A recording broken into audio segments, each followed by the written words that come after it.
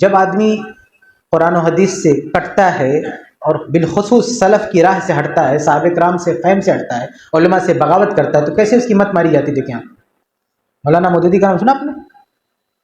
ان کی ایک تفسیر ہے تفہیم القرآن، جا کے کھول کے پڑھو یہ آتے ہیں۔ بندے نے کیا لکھا ہے کہ ابراہیم علیہ السلام حق کی تلاش کر رہے تھے، ابھی ان کو ملا نہیں تھا، اور یہ ان کی ایک یعنی توحید کی طرف سفر میں ایک پڑاؤ تھا، یہ کہ ستارے کو رب مان لیا، معاذ اللہ، نعوذ باللہ من ذالک۔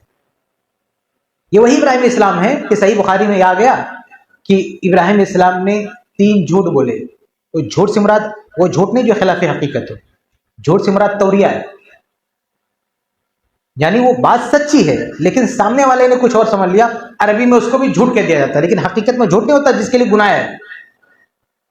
تو ابراہیم علیہ السلام کا توریہ ہے، حقیقت میں جھوٹ نہیں ہے، لغوی اعتبار سے کہہ دیا گیا کہ یہ جھوٹ ہے۔ یہی مودودی ہے جو اس کی آڑ میں صحیح بخاری صحیح مسلم کی اہمیت کو گھٹانا چاہتا ہے۔ کہتا ہے کیسی کتابیں ہیں جو انبیاء، ان کو اگر ہم مان لیں تو انبیاء جھوٹے ثابت ہو جاتے ہیں، معاذ اللہ۔ بتائیے، یعنی کیسی جذباتی باتیں کر کے لوگوں پر سے، لوگوں کے دلوں سے جو صحیحین کا احترام تھا اس کو داغدار کیا۔ یہ جذباتی بات کر کے کہ ان صحیحین کو مان لو گے تو ابراہیم علیہ السلام پر جھوٹ کی نسبت ہو جائے گی، اور خود کیسا ستیہ ناش کر کے رکھا، قرآن کی تفسیر میں شرک منسوخ کر دیا۔ سوچیے تب ابراہیم علیہ السلام کی عزت کا احترام نہیں ہے؟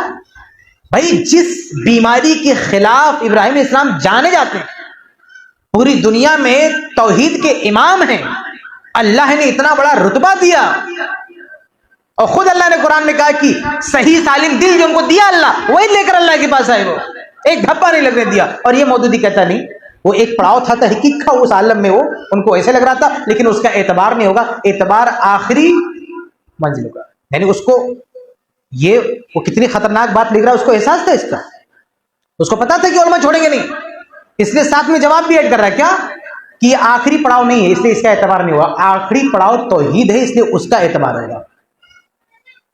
آخری پڑاؤ یہ تو ایسے کہ ایک آدمی زنا کرتے ہوئے 50 لڑکیوں سے آخر میں کسی سے شادی کر لے، اس کا آخری پڑاؤ ہے، باقی سب وہ ٹرائی کر رہا تھا۔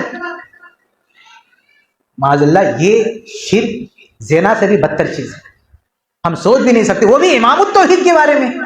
تو جب آدمی صحابہ کے فہم سے، علماء سے بغاوت کرے گا تو یہ انجام ہوگا۔ علماء کو سکھا رہا ہے کہ بخاری میں یہ جھوٹ والی حدیث کیا کر رہی ہے، اور خود شرک منسوخ کر رہا نبی کی طرف۔ ایسے آدمی کا منہ ہے کہنے کے لائق کہ صحیح بخاری میں حدیث کہا گئی، صحیح بخاری میں علماء نے وضاحت کر رکھی کہ وہ جھوٹ ہے ہی نہیں، لوگوں کے اعتبار سے اس کو جھوٹ کہہ دیا گیا، جھوٹ نہیں ہے وہ، سچ بات ہے۔